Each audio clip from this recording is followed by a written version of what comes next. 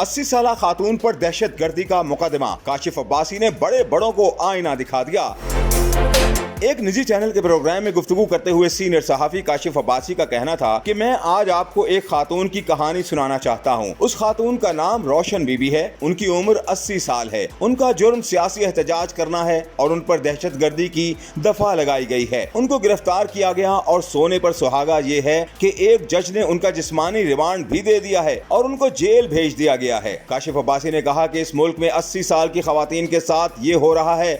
इस मुल्क में एहतजाज की इजाजत सिर्फ उसको है जिसको सरकार और हुकूमत एहतजाज के लायक समझती है। पिछले चंद दिनों में खवातीन की इज्जत से मुतालिक बहुत बयानबाजी हुई, जबकि इस पर बयानबाजी की जरूरत होनी ही नहीं चाहिए। ये तरबियत तो लोगों को घर से लेकर आनी चाहिए, लेकिन हमारे मुल्क की बदकिस्मती है कि बुनियादी चीजें भी बताना पड़ती हैं। औरतों का एहतराम करें, माए बहनें सांझी होती हैं। हमारी सियासत की तो मिसालें भी कुछ इस किस्म की हैं कि कैसे बाप के सामने बेटी को गिरफ्तार किया गया, कैसे चांद रात को एक बहन को गिरफ्तार किया गया। औरतों का एहतराम कहाँ है? ये अखलाकियात से आरी लोग हैं। बात तो ये ठीक है, लेकिन अब आकर एहसास हुआ कि ये जो इज्जत है ये सिर्फ अहम और बड़े घर की खवातीन के लिए है, जिनको इज्जत देना सबका फर्ज है। उन्हीं को गिरफ्तार करेंगे तो पार्लियामेंट में शोर होगा, अखबार में सुर्खियां लगेंगी। मुआशरे में इज्जत नफ्स सिर्फ उन अहम और अमीर सियासी घरों की खवातीन की है, क्योंकि बाकी इस मुल्क में जो गुज़श्ता 2 सालों में हमने देखा है बाइस शर्म है। रोशन बीबी एक ताज़ा मिसाल है, जिनको हफ्ते के रोज एहतजाज करते हुए गिरफ्तार किया गया। काशिफ अब्बासी ने मजीद कहा कि इससे पहले भी हमने देखा कि किस तरह घरों में घुसकर खवातीन के साथ बदतमीजी की गई, उनके साथ ज्यादती की गई। मुझे वो दिन भी याद है जब एक पुलिस वाले ने सड़क पर एक खातून के सर पर पिस्तौल तान ली थी, लेकिन अगर वो किसी बड़े शख्स की बेटी या बीवी नहीं है